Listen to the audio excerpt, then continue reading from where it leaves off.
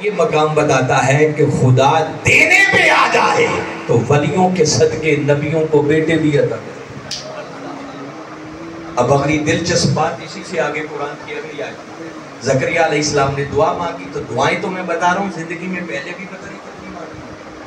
مگر بڑھاپے کی عمر کو پہنچ گئے، بیٹا نہیں ملا، دعا مؤخر ہوتی رہی، پینڈنگ ہوتی رہی۔ مگر اس دن جب حضرت مریم علیہ السلام کے حجرے میں کھڑے ہو کر دعا مانگی نا، تو اگلی آیت کریمہ بتاتی ہے فَنَادَتْهُ الْمَلَائِكَةُ وَهُوَ قَائِمٌ يُصَلِّي فِي الْمِحْرَابِ۔ قرآن کہتا ہے کہ ابھی اسی حجرے کے اندر زکریا علیہ السلام اللہ کی بارگاہ میں دعا کر رہے تھے،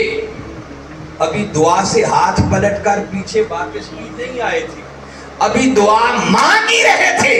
کہ اللہ نے فرشتوں کی پوری جماعت کو بھیجا، جاؤ اور جا کر میرے بندے زکریا علیہ السلام کو خوشخبری سنا دو کہ زکریا جا، آج اس ولیہ کے صدقے تیری دعا قبول، اور خوشخبری سنا دو کہ زکریا اللہ تمہیں بیٹا عطا کرے گا، اس بیٹے کا نام بھی یحییٰ، ان اللہ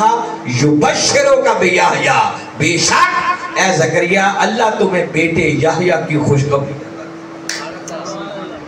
جس کا مطلب اگر خدا دینے پہ آ جائے تو ولیوں کے صدقے نبیوں کو بیٹے بھی عطا کرتا ہے۔ تو پتہ چلا کہ ولیوں کی بارگاہ میں جانا، ان کے قدموں سے لگنے والی جگہ پر کھڑے ہو کر دعا کرنا،